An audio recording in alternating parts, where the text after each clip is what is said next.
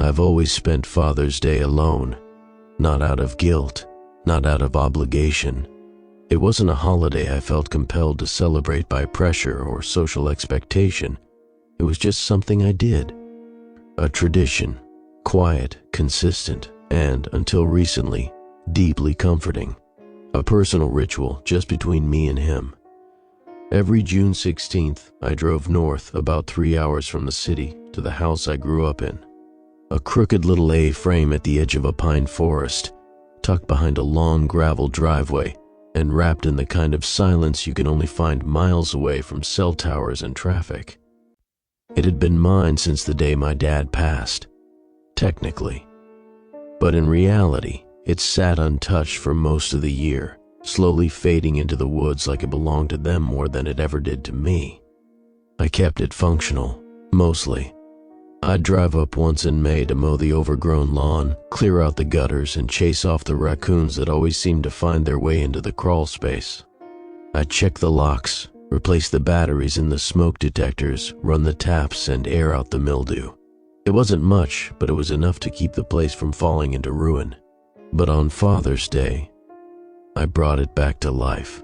I'd sweep the porch, dust the counters, plug in the old fridge, and then I'd carry in a single canvas bag, always packed the night before, always with the same contents in the same order. 1 6-pack of cheap beer, a plastic tub of grocery store potato salad, a thick cut of ribeye wrapped in butcher paper, and a worn photo album with Dad scratched across the front in blue crayon.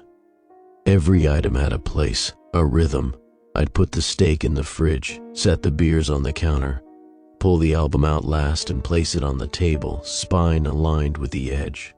Then I'd start the record player in the living room, always the same dusty jazz record, the one with the scratch halfway through side A that made the trumpet loop like it was stuck in a memory, and I'd light the grill. He liked his steak burnt on the outside, bloody in the center. Anything more cooked than rare is a crime, he used to say. Or at least I think he did. Once the food was ready, I'd set the table for 2. 1 plate in front of me, 1 across, beer on both sides. I'd toast the empty chair, clink my bottle against his like we used to, and talk. Sometimes I'd tell him about work, sometimes about the city, the trains, the weather. Sometimes I'd talk about my ex, how she still called sometimes and always hung up before I could answer. And sometimes I didn't say anything at all. I'd just sit there, listening to the cicadas scream outside, the trees shifting in the wind like they were whispering to each other about me. I never questioned it, not once. It was familiar, reassuring. Until this year. This year, from the moment I unlocked the door and stepped inside, something felt off. The smell hit me first. It was subtle, just dust and pine and the old wood scent of a house that hasn't been disturbed in too long. But underneath that, something else. A faint trace of soap. Not mine, not anything I'd used here, not recently. It smelled like lemon and iron. I stood in the entryway for a long moment, staring down the narrow hallway that led to the kitchen. Everything looked the same. Framed photos crooked on the wall, the chipped coat rack with 1 hook missing, the soft golden square of sun that always landed on the linoleum around this time of day. But something in the air made my stomach tighten. I carried my bag in and dropped it on the counter. The fridge hummed when I opened it, empty as expected. I dropped in the steak and grabbed a beer, the cold snap of the tab breaking through the stillness like a gunshot. I stood there, sipping, trying to shake the sense that the silence had shifted. Then I saw it. The photo album. It wasn't in the cabinet. It was already out, sitting on the counter beside the stove, cover closed but clearly moved. I always keep it in the same place, top cabinet to the right of the fridge, wrapped in a kitchen towel, spine down. It had been a rule of mine since I inherited the place, a way to preserve it, keep it from curling or fading. But here it was out in the open, not dusty, not wrapped, just sitting there. I stared at it for a long time, beer forgotten in my hand. There was no reason for it to be out. No one else had a key. I hadn't been here since May, and I never brought anyone with me. Not to this house, Not to this day, not ever. Maybe I'd forgotten I left it out last year. Maybe I pulled it down to look at after a few beers and didn't put it back. I'd done that before, left strange little totems for future me to find. A note under a drawer, a coin in the freezer, an empty bottle in the medicine cabinet. But this didn't feel like one of those things. Still, I forced a shrug, told myself I was being paranoid, picked up the album and brought it to the table just like always. I opened the cover. Pages creaked. Old photos stared up at me, soft and yellowed. Me in pajamas holding sparklers. Me blowing out candles on a lopsided cake. Me at the edge of a lake, legs in the water, sunburn peeling off my shoulders, always smiling. But something was different this time. It took me a few pages to notice. He wasn't in any of them. My dad, not a single shot. At first, I thought it made sense. He'd always been the one behind the camera. That's what I'd always believed. But as I kept flipping, a pattern started to emerge, one that made my skin itch. In every group photo, every birthday, every barbecue, every blurry snapshot from the 90s, there was always someone looking away. An aunt staring off camera, eyes wide. A neighbor with one hand on my shoulder, smiling too hard. A friend of the family whose eyes weren't quite focused on the lens, but on something just beside it. And the tension. There was tension in their bodies. I hadn't noticed it before. Maybe I never wanted to. Their smiles were stiff, their posture pulled. Their hands always looked like they wanted to be somewhere else. And me? I looked too happy, too still. I turned to the back cover.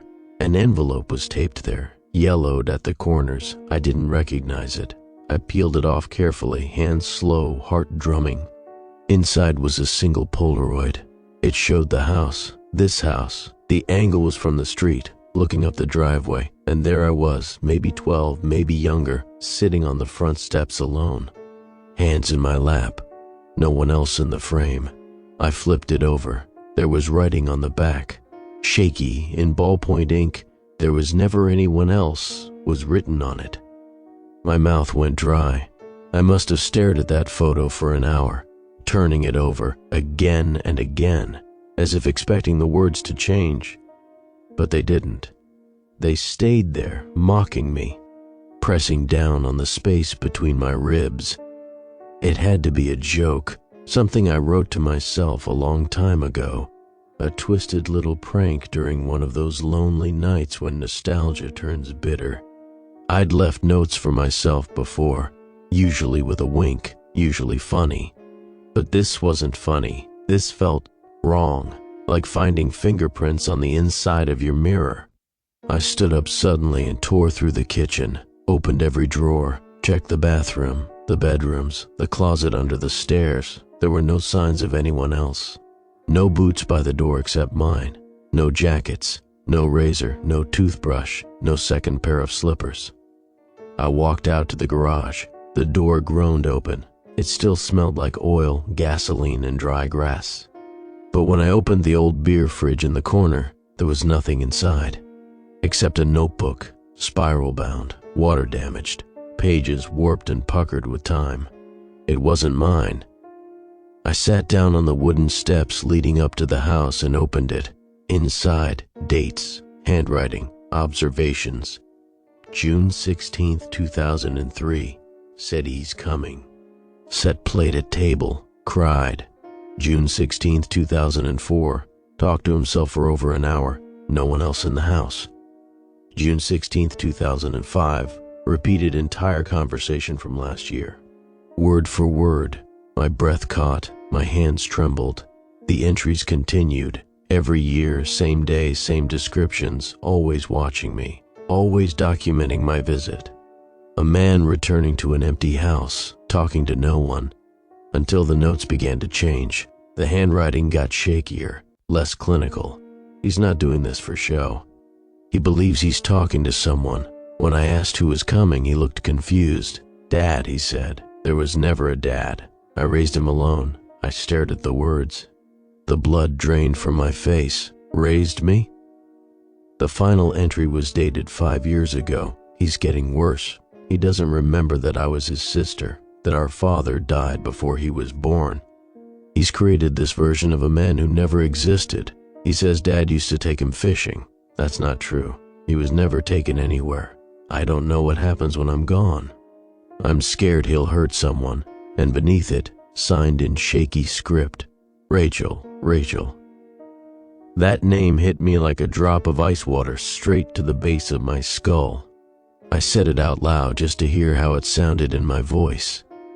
But it didn't feel familiar. It didn't open any doors in my head. It didn't shake anything loose. Rachel. The way the name sat on my tongue felt wrong, like a word in a language I almost knew, close enough to recognize but just far enough to mistrust. I flipped back to her earlier entries in the notebook. I don't know what I was hoping to find, maybe something gentler, some explanation that made it easier. Something that said this was all just a misunderstanding, but every page only added weight. She wrote about conversations I didn't remember having, moments that didn't exist in my memory. Times when she said I was better, laughing, lucid, even grateful. But there were other moments too. Times she described me as distant, cold, silent for days at a time. Or worse, talkative, but only with the empty chair at the table. I kept turning the pages. I don't know how long I sat there. The sun moved across the sky while I read, and the porch shifted from warm to shadowed. The sound of the woods got louder, more alive, but I didn't hear it. Not really. What I heard was her voice, even though I didn't remember what it sounded like.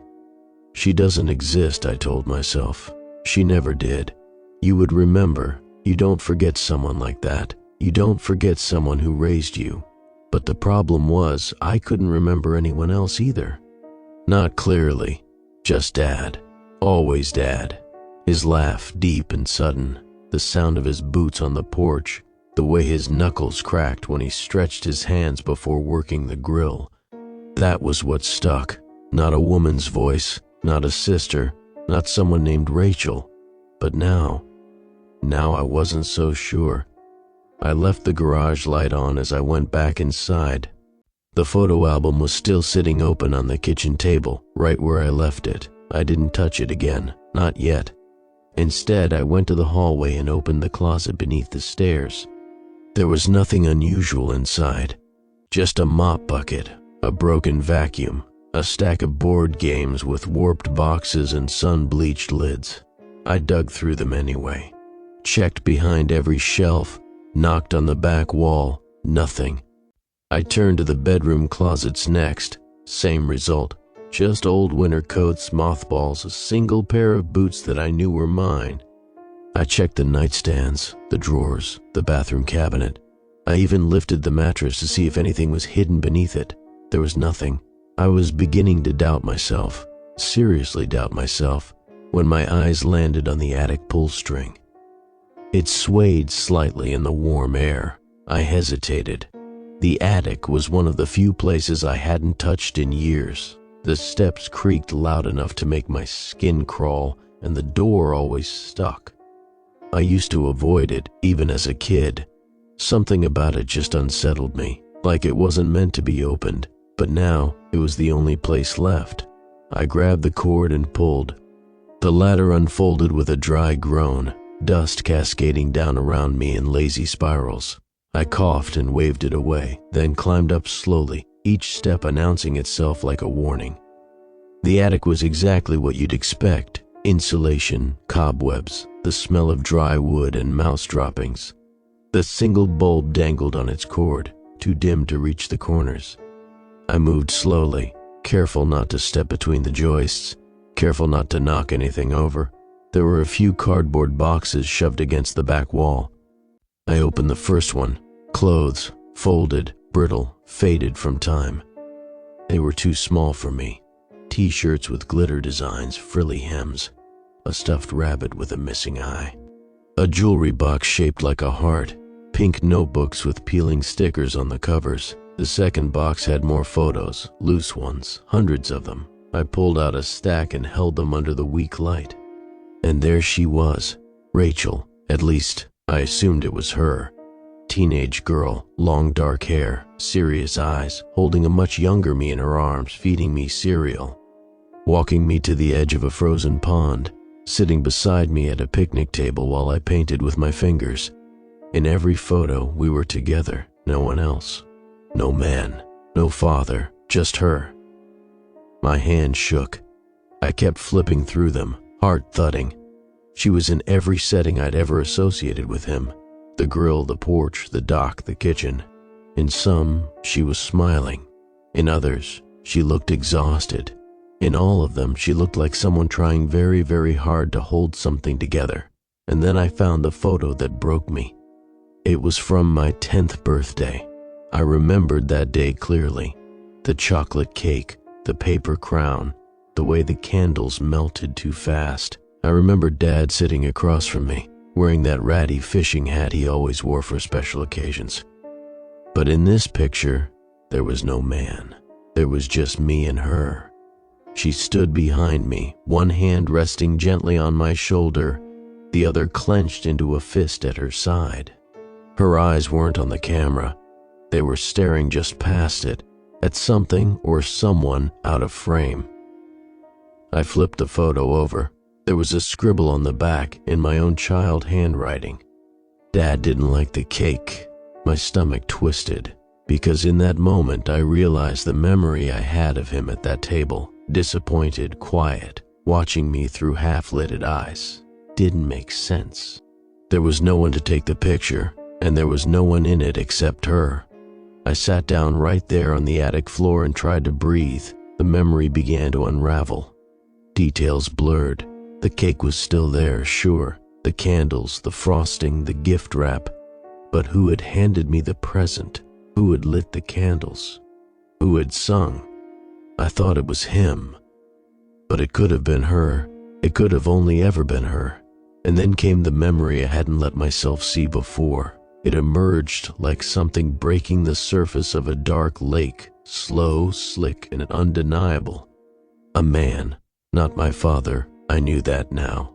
He wore a khaki jacket. He was smiling too much, clipboard in his hands. He was standing in our driveway, asking questions.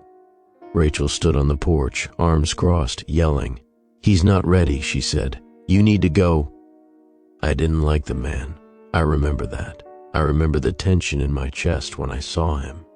I remember wanting him to leave, and then I remember what came next. Me, inside the hallway, opening a drawer, pulling something heavy from beneath the towels, and then stepping back outside.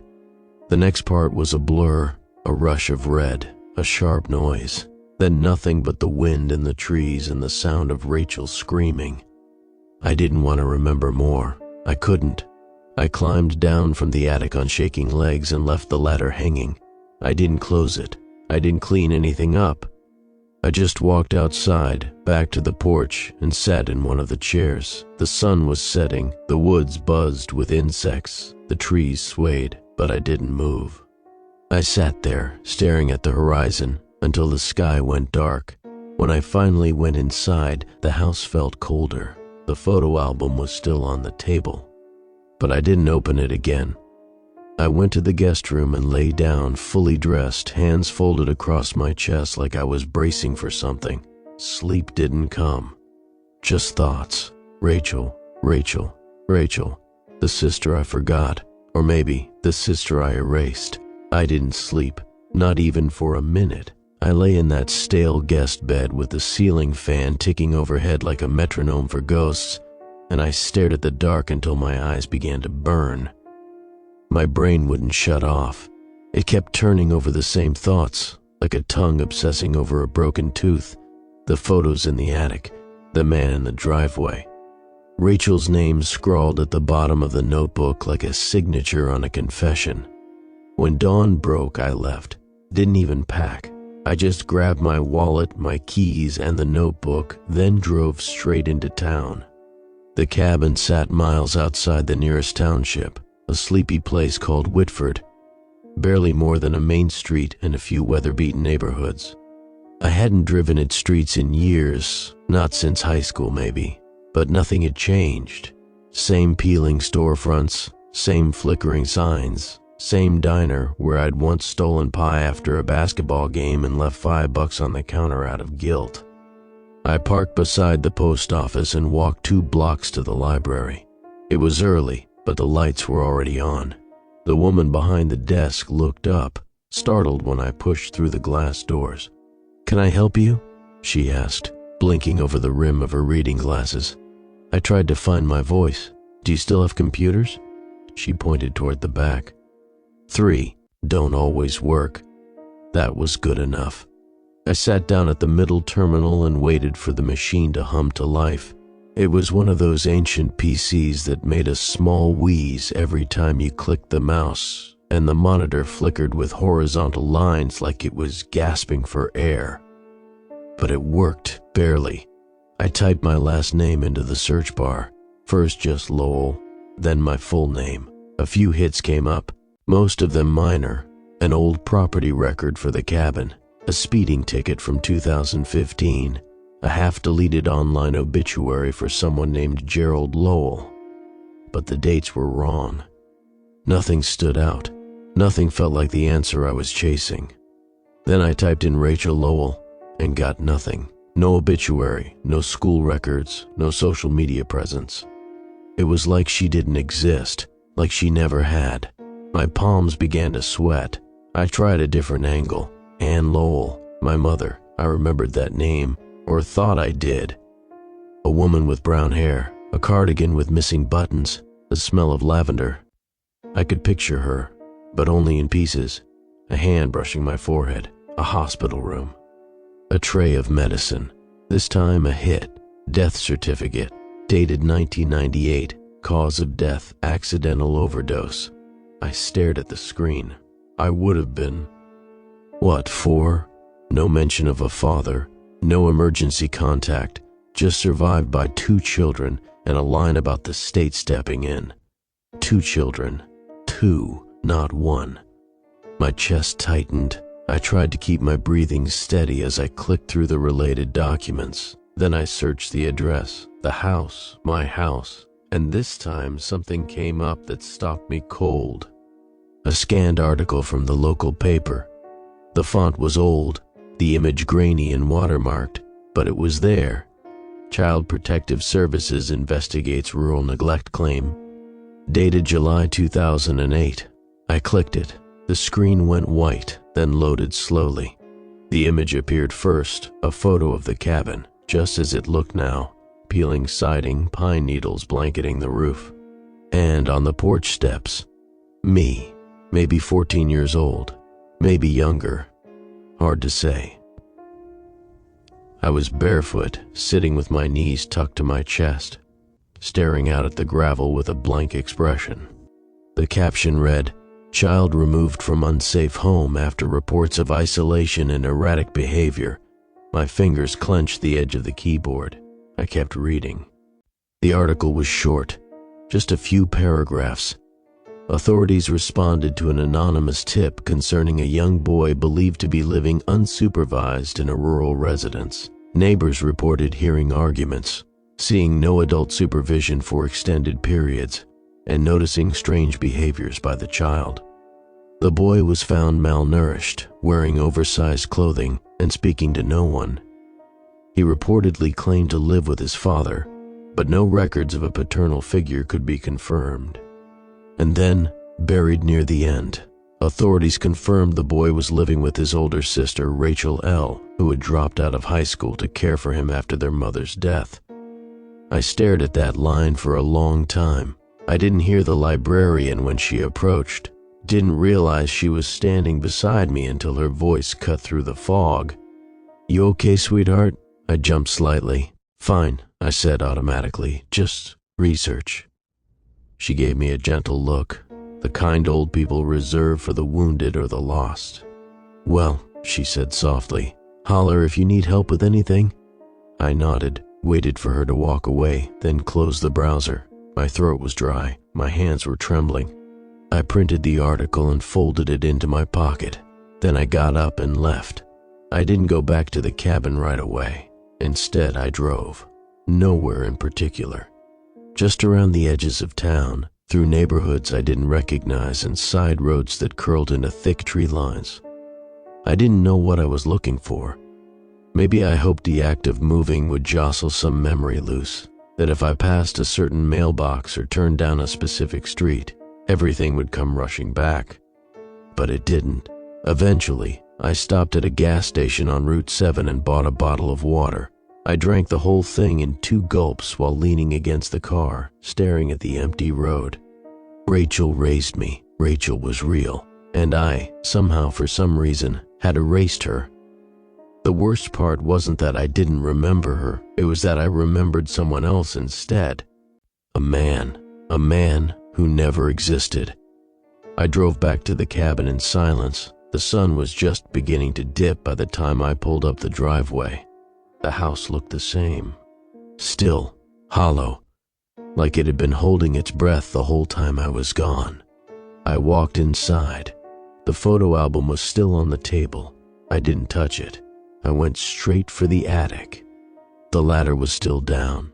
The dust from the day before still scattered across the floor. But now, I climbed without hesitation. I opened every box this time.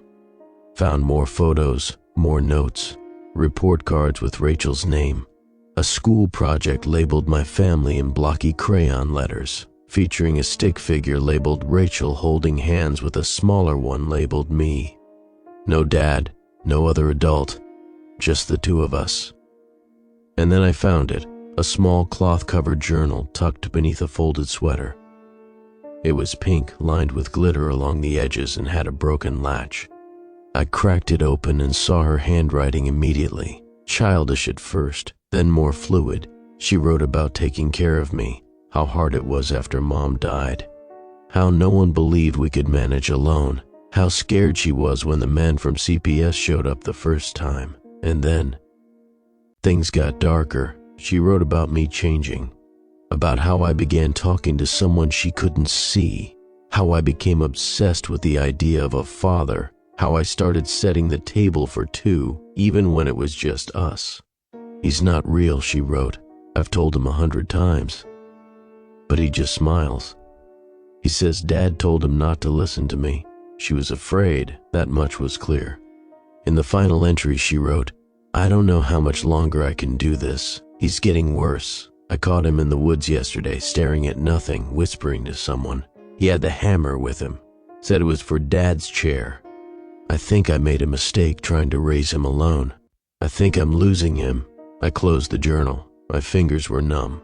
I felt like I was floating, adrift in a version of my life I didn't recognize. Like someone had shuffled the pages and stitched new ones in where the real ones used to be. The next morning, I made one final stop. I didn't want to go.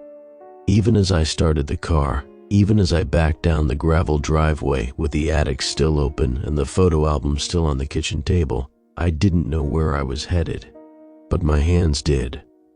I drove northeast, following the same winding roads I hadn't taken in years. The sky was overcast now, gray and still, a low, oppressive kind of sky. The kind that made you want to whisper, even if you were alone. There were no signs, no map, no GPS, but my hands kept driving anyway. About 30 minutes outside Whitford, the trees opened up into a patch of scrubland, and that's when I saw it, the cemetery.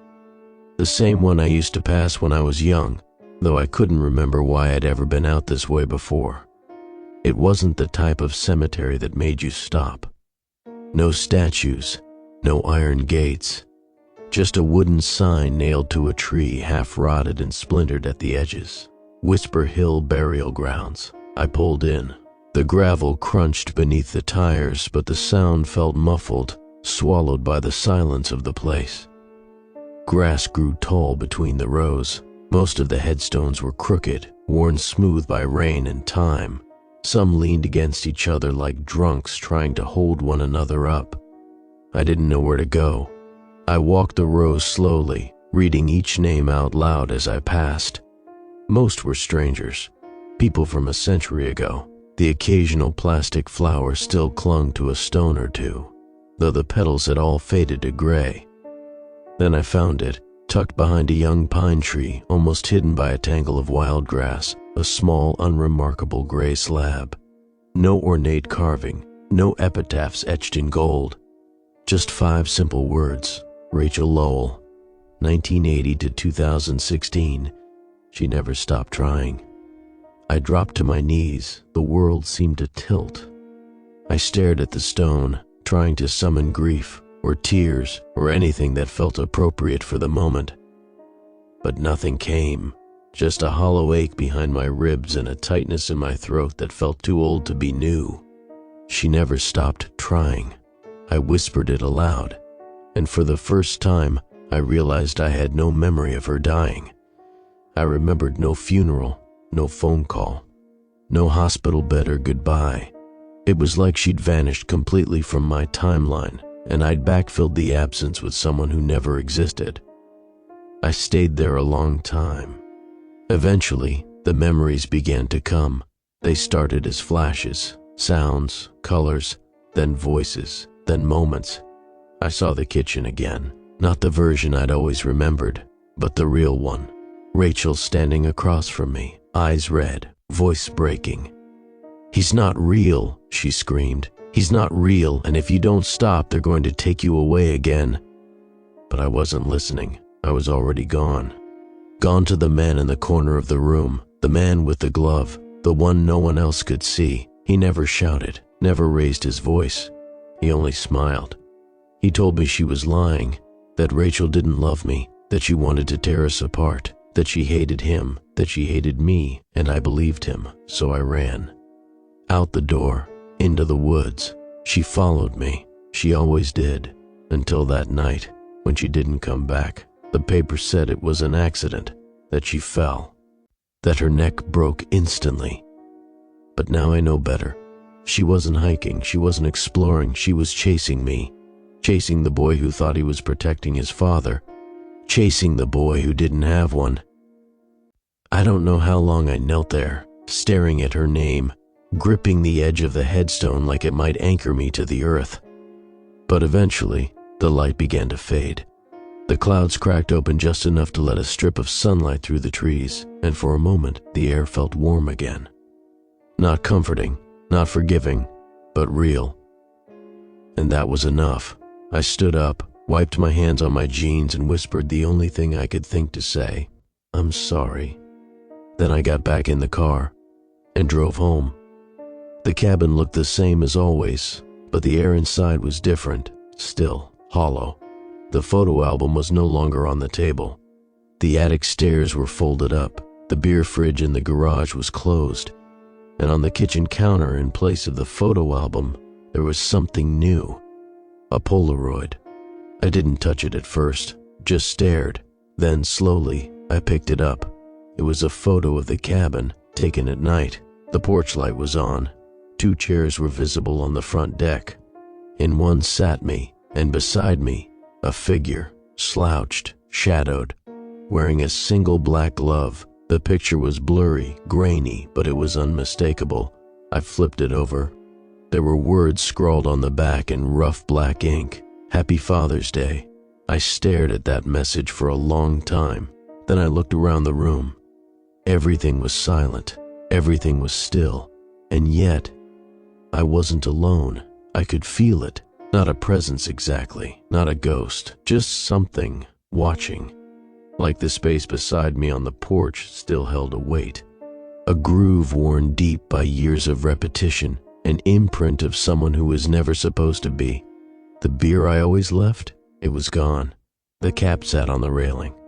And there were drops on the deck, dark, damp, fresh. I didn't take that photo. Someone had to, and that meant maybe he was never real. But something still shows up to drink that beer. And I don't think it's me. Not anymore.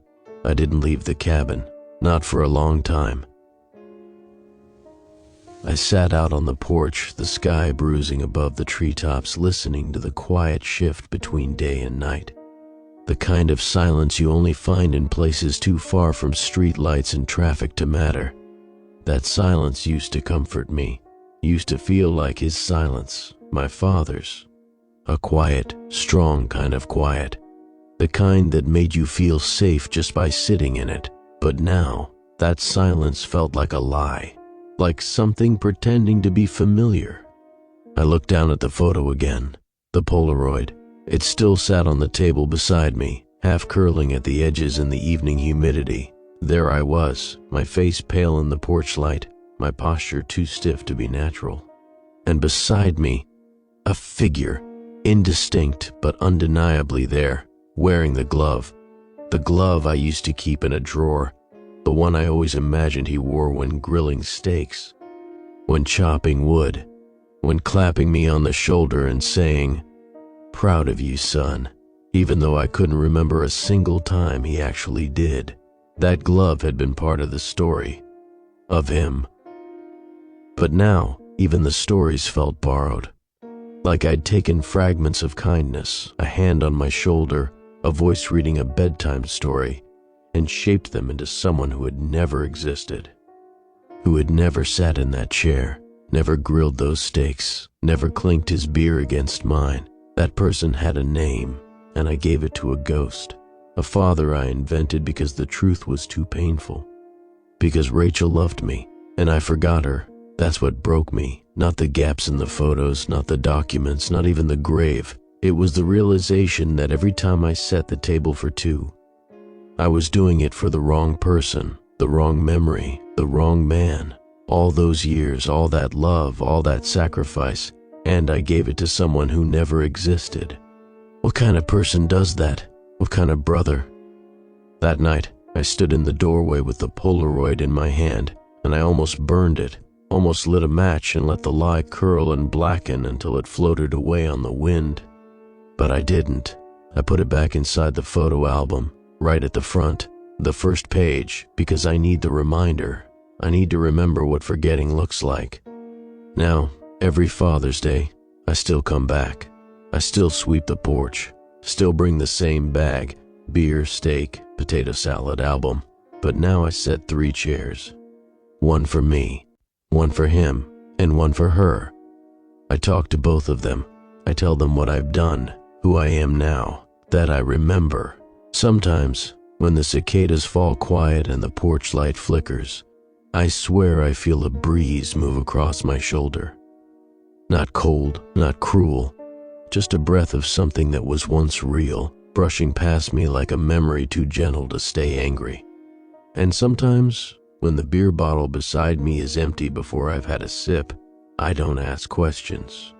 I just nod, because even if he was never real, something always shows up, and I'm no longer sure which of them it is. But maybe that's the point. Maybe Father's Day isn't for him anymore. Maybe it never was. Maybe it's for her. And maybe, after all these years, that's finally enough.